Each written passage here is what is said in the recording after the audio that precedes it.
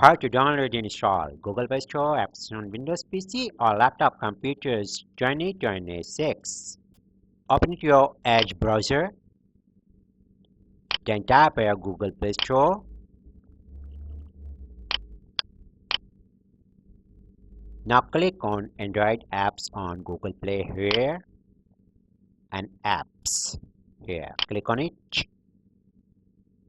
Then go to the three dot button and here you find the more tools. Click on it and apps and install this site as an app. So Android apps now install. Here you can create your desktop shortcut, so click on it, allow, and now you will find on your desktop a logo. Here is Android apps.